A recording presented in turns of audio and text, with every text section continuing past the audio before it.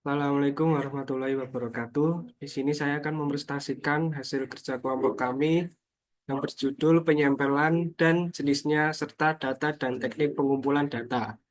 Selanjutnya saya akan mengenalkan anggota kelompok saya. Yang pertama ada Salsabila NPM 0042, yang kedua ada Hafid Indra NPM 0046, yang ketiga ada Vivi Safira NPM 0056. Yang keempat ada Tasya Nabila NPM 0062. Yang terakhir ada Alfian Pramana Putra 0067. Selanjutnya akan dipresentasikan oleh teman saya.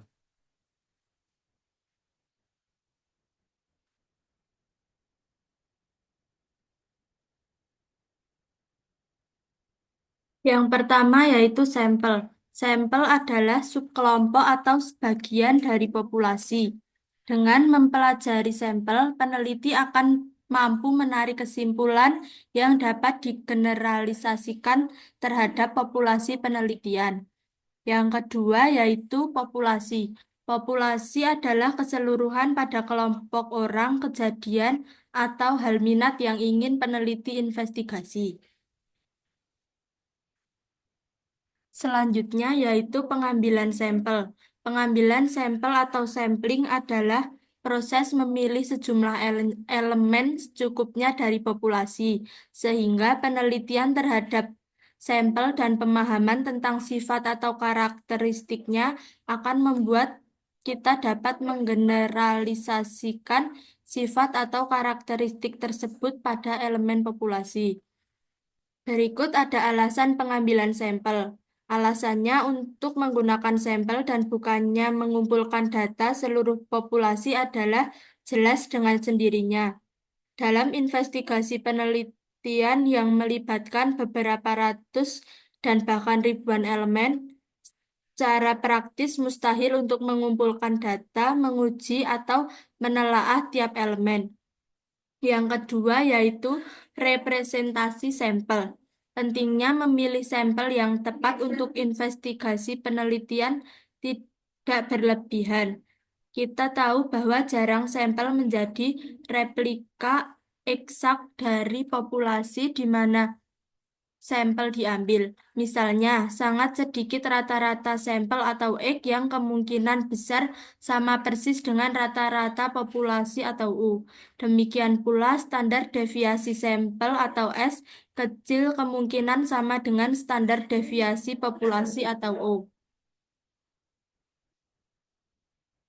Yang selanjutnya yaitu normalitas distribusi. Atribut atau karakteristik populasi umumnya mendistribusi normal. Misalnya, bila yang diteliti atribut tinggi dan berat, kebanyakan orang akan terkumpul di sekitar rata hitung, di mana hanya sebagian kecil di titik ekstrim yang entah sangat tinggi atau sangat pendek, sangat berat atau sangat ringan, dan seterusnya.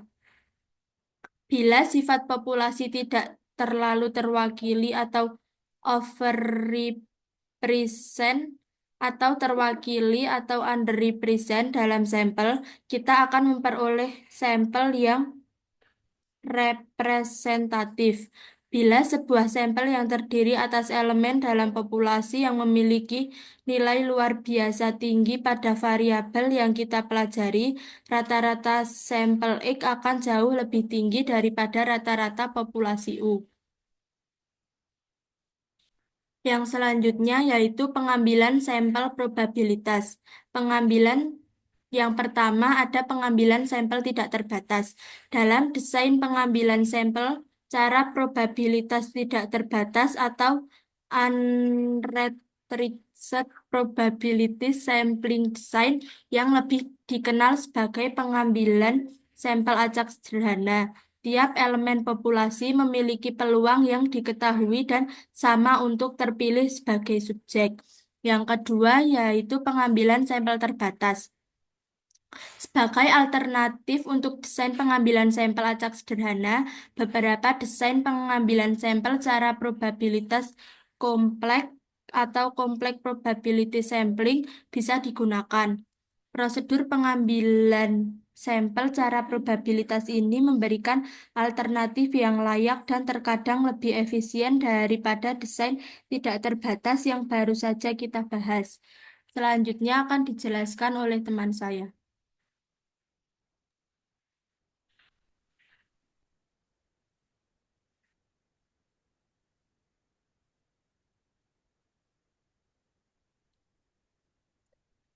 Yang selanjutnya ada pengambilan sampel cara probabilitas kompleks atau terbatas. Yang pertama ada pengambilan sampel sistematis. Dalam pengambilan sampel sistematis terdapat resiko bias sistematis, terutama jika pola pemilihan elemen bertepatan dengan pola tertentu dalam populasi. Misalnya jika setiap rumah ketujuh adalah rumah di persimpangan yang memiliki tingkat kegaduhan yang lebih rendah, maka penelitian tentang polusi suara bisa bias. Oleh karena itu, desain ini harus direncanakan dengan hati-hati untuk memastikan kesesuaian dengan tujuan penelitian. Meski begitu, desain ini tetap sering digunakan dalam survei pasar dan sikap konsumen dengan direktori telepon sebagai sumber data. Yang kedua ada pengambilan sampel acak berstrata. Pengambilan sampel acak berstrata digunakan saat populasi memiliki subkelompok dengan karakteristik berbeda. Contohnya dalam organisasi, kebutuhan pelatihan tiap jabatan berbeda sehingga stratifikasi diperlukan. Metode ini membagi populasi ke dalam strata yang relevan, lalu memilih sampel secara acak dari setiap strata. Hal ini membuat mengungkapkan perbedaan nyata antar kelompok dan mencegah bias yang mungkin timbul jika menggunakan efisiensi penelitian dan harus disesuaikan dengan fokus pertanyaan riset. Next.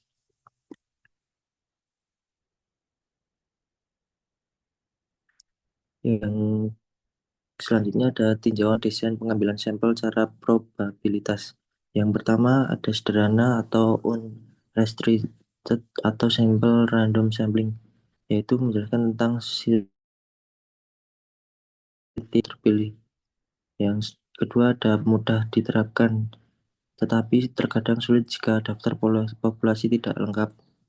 Yang kedua ada kompleks atau restricted atau kompleks probability sampling, yaitu terdiri dari 5 teknik utama. Yang pertama ada pengambilan sampel berstrata atau stratified random sampling, yaitu memecahkan populasi ke dalam strata atau lapisan yang homogen lalu melakukan RSS di setiap strata. Sangat efisien dengan memecah dengan ukuran sampel sama, memberikan estimasi lebih presisi dan detail. Yang kedua ada pengambilan sampel cluster atau cluster sampling, membagi populasi ke dalam cluster atau kelompok alami, lalu memilih beberapa cluster secara acak dan mewawancarai semua elemen di dalamnya. Biaya rendah tapi variasinya cenderung lebih besar sehingga kurang andal. Yang ketiga ada pengambilan sampel area atau area sampling, varian populer dari cluster sampling yang menggunakan pengambilan geografis atau blok distrik sebagai cluster. Yang keempat ada pengambilan sampel sistematis atau systematic sampling, memilih setiap elemen ke K dari daftar terurut, misalnya setiap elemen ke-10, praktis dan cepat namun berisiko bias jika ada pola periodik pada daftar. Yang kelima ada pengambilan sampel double atau double sampling, melibatkan dua tahap. Yang pertama ada sampel yang pertama dikumpulkan secara sederhana, lalu dari sana dipilih subkelompok untuk mengumpulkan informasi tambahan berguna saat data awal perlu dilengkapi tanpa membebani seluruh sampel. Next.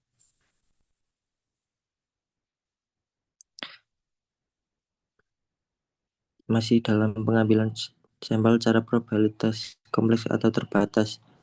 Yang selanjutnya ada pengambilan sampel cluster. Pengambilan sampel cluster atau cluster sampling melibatkan pemilihan kelompok yang heterogen dalam namun homogen antar kelompok.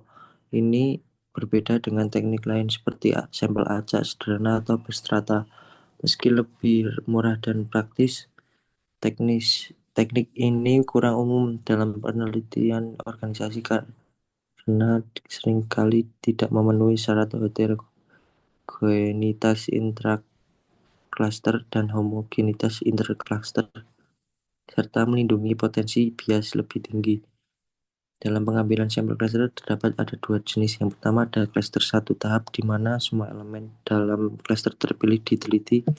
Yang kedua ada cluster multitahap, melibatkan beberapa tahap pemilihan acak, misalnya dari wilayah ke daerah, lalu ke bank dalam studi keuangan nasional. Yang kedua ada pengambilan sampel area. Desain pengambilan sampel area adalah bentuk pengambilan sampel cluster berdasarkan wilayah geografis tertentu, seperti kota atau blok. Metode ini cocok untuk penelitian lokal, seperti studi konsumen sebelum membuka toko atau merancang iklan lokal.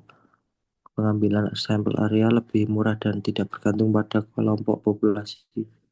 Cukup dengan peta wilayah untuk memilih area sampel. Yang ketiga ada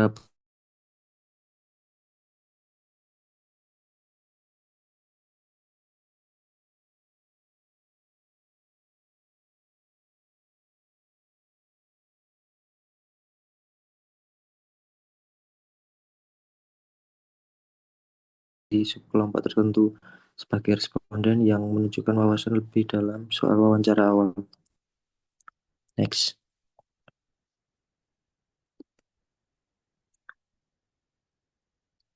Yang selanjutnya ada tinjauan desain pengambilan sampel cara non-probabilitas. Pengambilan sampel kauta sering dipakai karena pertimbangan biaya, waktu, dan kebutuhan untuk secara memadai merepresentasikan elemen minoritas dalam populasi.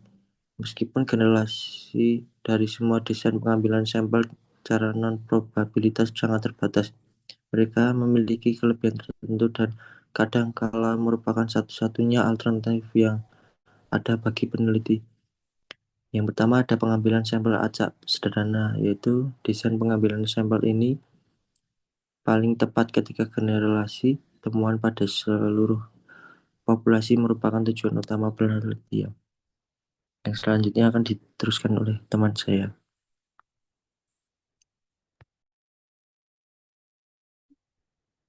Yang selanjutnya yaitu pengambilan sampel acak. Desain pengambilan sampel ini yang paling efisien merupakan pilihan yang baik ketika informasi yang berbeda-beda diperlukan terkait dengan berbagai strata dalam populasi yang diketahui berbeda dalam parameternya. Yang ketiga yaitu pengambilan sampel sistematis. Kelompok populasi besar dan daftar elemen telah tersedia di satu tempat seperti dalam direktori telepon, daftar gaji perusahaan, daftar kamar dagang, dan sebagainya. Maka produser pengambilan sampel sistematis akan memberikan keuntungan, kemudahan, dan kecepatan dalam menyusun sampel. Yang keempat yaitu pengambilan sampel cluster. Desain pengambilan sampel ini paling berguna jika sebuah kelompok yang heterogen akan diteliti.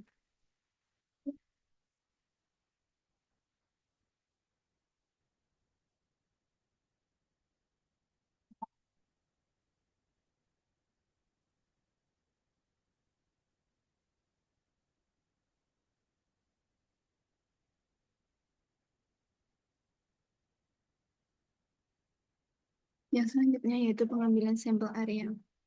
Pengambilan sampel area paling sesuai jika tujuan penelitian terbatas pada suatu lokasi atau area tertentu. Yang keenam yaitu pengambilan sampel double. Desain ini memberikan informasi tambahan dengan mengeluarkan tambahan yang minimal. Yang ketujuh yaitu pengambilan sampel yang mudah. Desain cara non-probabilitas ini yang sama sekali tidak dapat digeneralisasikan digunakan ketika ingin memperoleh sejumlah informasi cepat dalam rangka merasakan fenomena atau variabel yang diteliti. Yang selanjutnya yaitu pengambilan sampel secara probabilitas kompleks atau terbatas. Pengambilan sampel berdasarkan pertimbangan tertentu. Tipe pertama pengambilan sampel bertujuan.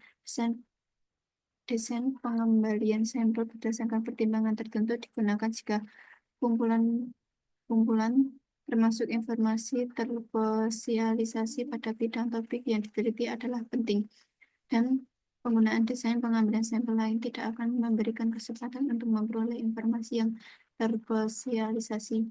Yang selanjutnya yaitu pengambilan sampel kuota.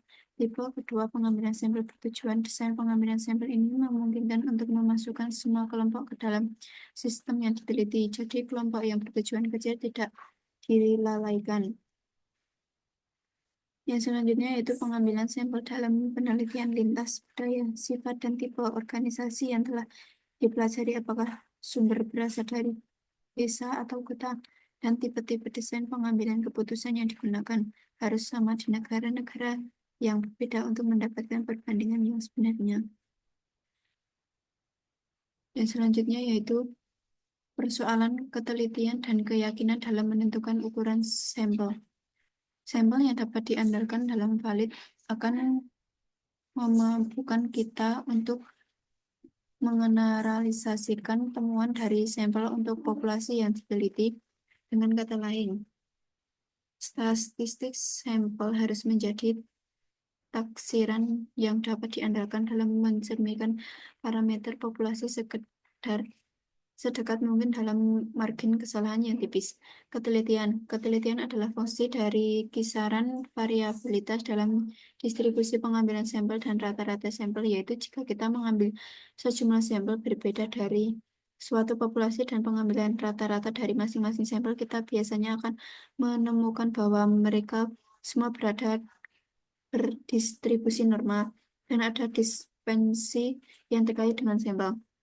Variabel ini disebut kesalahan standar, disimbolkan dengan S over link X. Kesalahan standar dihitung dengan rumus S X sama dengan S per akar N, di mana S adalah standar deviasi simpel, N adalah ukuran sampel, dan menunjukkan kesalahan standar atau tingkat ketelitian sampel.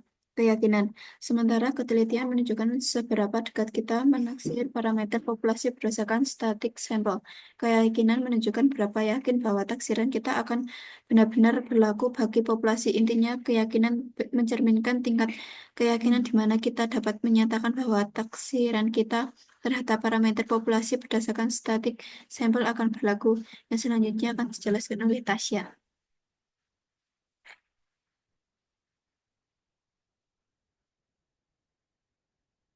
Yang selanjutnya ada sampel, ketelitian, dan keyakinan dalam penaksiran. Tidak sulit untuk melihat bahwa jika ingin menjaga ketelitian semula sementara meningkatkan keyakinan atau mempertahankan tingkat keyakinan sementara meningkatkan ketelitian atau meningkatkan baik keyakinan maupun ketelitian, kita memerlukan ukuran sampel yang lebih besar. Yang selanjutnya ada singkatnya ukuran sampel N adalah fungsi dari yang pertama variabilitas dalam populasi, yang kedua ketelitian atau akurasi yang diinginkan, yang ketiga tingkat keyakinan yang disyaratkan, yang keempat tipe desain pengambilan sampel yang digunakan, misalnya pengambilan sampel acak sederhana versus pengambilan sampel acak berstrata.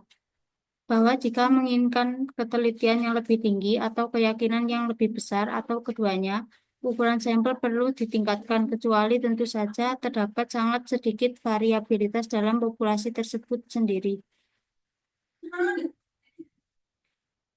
Dengan demikian, menjadi perlu bagi peneliti untuk mempertimbangkan sekurangnya 4 aspek ketika membuat keputusan mengenai ukuran sampel untuk penelitian. Yang pertama, seberapa besar ketelitian yang dibutuhkan dalam menaksir karakteristik populasi yang diteliti, yaitu berapa batas kesalahan yang diperkenankan. Yang kedua, berapa besar keyakinan yang benar-benar diperlukan, yaitu berapa besar peluang yang dapat kita terima dalam hal melakukan kesalahan dalam menaksir parameter populasi. Yang ketiga, sampai tingkat apa variabilitas karakteristik populasi diteliti. Yang keempat, bagaimana analisis biaya manfaat dari meningkatkan ukuran sampel.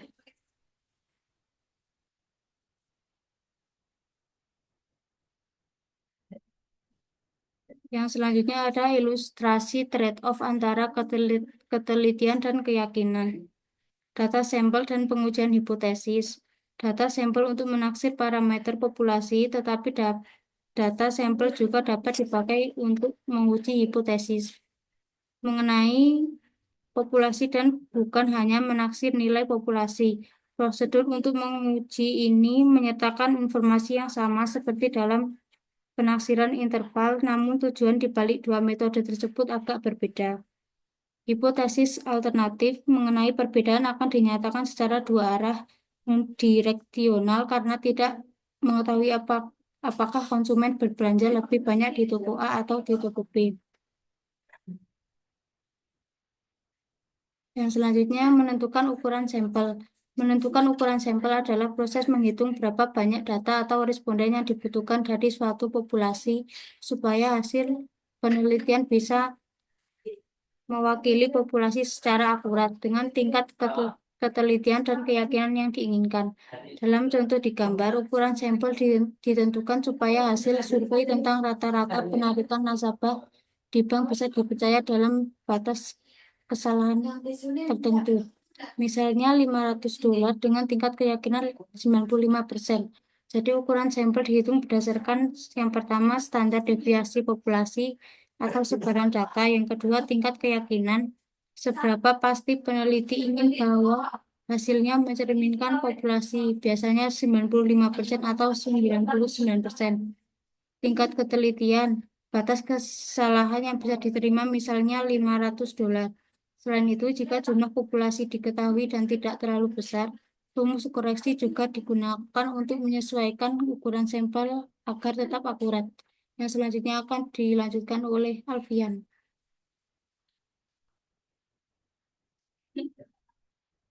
Selanjutnya ada pentingnya desain pengambilan sampel dan ukuran sampel. Pengambilan sampel area paling sesuai jika tujuan penelitian terbatas pada suatu lokasi atau area tertentu. Pengambilan sampel dan ukuran sampel sangat penting dalam penelitian, terutama jika hasil penelitian ini digeneralisasikan ke populasi yang lebih luas. Desain pengambilan sampel yang tepat sangat diperlukan agar hasil penelitian bisa mewakili populasi. Jika desain salah, meskipun ukuran sampelnya besar, hasilnya tetap tidak akan bisa digeneralisasikan. Tabel di samping ukuran sampel untuk ukuran populasi tertentu, tabel ini memberikan panduan beberapa jumlah sampel atau S yang dibutuhkan untuk populasi N tertentu. Misalnya, jika populasi berjumlah 100, maka cukup ambil 80 orang sebagai sampel. Jika populasi 1000, maka cukup 278 orang. Jika populasi 10.000, maka cukup 370 orang. Bahkan untuk populasi 1 juta pun cukup ambil 384 orang. Hal ini menunjukkan bahwa semakin besar populasi tidak berarti ukuran sampel juga harus besar secara linear. Ukuran sampel ditentukan oleh kebutuhan statistik seperti tingkat kepercayaan dan margin of error, bukan hanya besarnya populasi.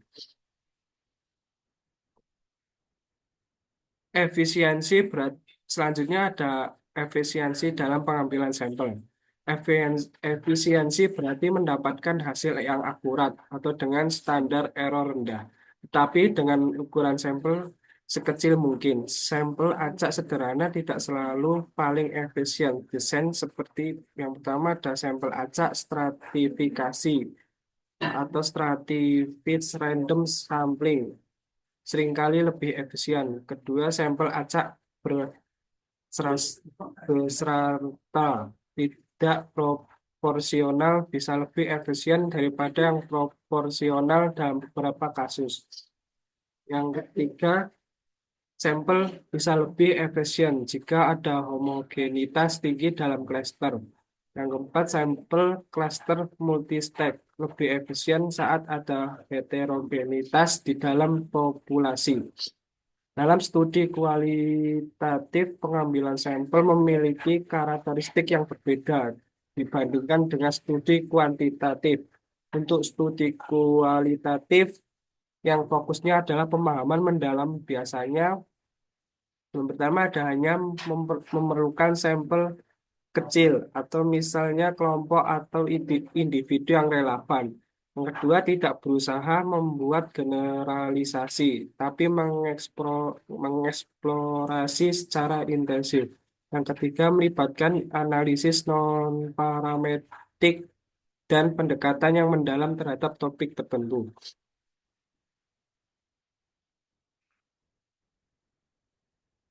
Selanjutnya ada pengambilan sampel dalam kaitan dengan studi kualitatif. Dalam studi kualitatif, pengambilan sampel memiliki karakteristik yang dibandingkan dengan studi kuantitatif. Sampel kecil digunakan biasanya berupa individu, kelompok, atau kejadian tertentu yang dipilih tanpa kecuali untuk menggali pemahaman mendalam. Tidak mungkin melakukan studi intensif terdapat ratusan orang, misalnya 300 orang, karena akan memakan biaya dan tenaga besar. Tujuan studi kualitatif bukan generalisasi, tapi eksplorasi mendalam terhadap fenomena. Tinjauan keputusan ukuran sampel, tingkat ketelitian yang diinginkan, misalnya margin of error dan tingkat kepercayaan. Yang kedua, resiko yang diterima dalam menaksir penelitian tersebut atau confidence interval. Yang ketiga, variabilitas dalam populasi semakin besar variasi, semakin besar sampel yang dibutuhkan. Empat, keterbatasan waktu dan biaya. Praktisnya penelitian juga harus dipertimbangkan. Yang kelima, ukuran populasi itu sendiri, meski bukan satu-satunya penentu. Selanjutnya ada relevansi manajerial, kesadaran manajer. Manajer perlu memahami mengapa penelitian memilih desain dan ukuran tertentu. Ini membantu mereka menilai kualitas dan validitas hasil penelitian, implementasi biaya dan trade-off. Selanjutnya ada trade-off antara tingkat ketelitian dan biaya. Artinya semakin tinggi ketelitian dan keakuratan yang diinginkan, biasanya semakin besar pula biaya yang dibutuhkan. Selanjutnya, manajer perlu memahami perbandingan ini agar bisa mengambil keputusan yang rasional dan efisien. Selanjutnya ada implementasi dan evaluasi. Yang pertama ada dengan pemahaman yang baik, manajer bisa lebih bijak dalam mengimplementasikan rekomendasi hasil penelitian. Yang kedua, pengetahuan ini juga berguna saat membaca jurnal ilmiah agar manajer bisa menilai apakah hasil penelitian bisa digeneralisasikan ke situasi perusahaan mereka. Sekian dari kelompok kami. Jika ada salah perkataan, mohon dimaafkan. Assalamualaikum warahmatullahi wabarakatuh.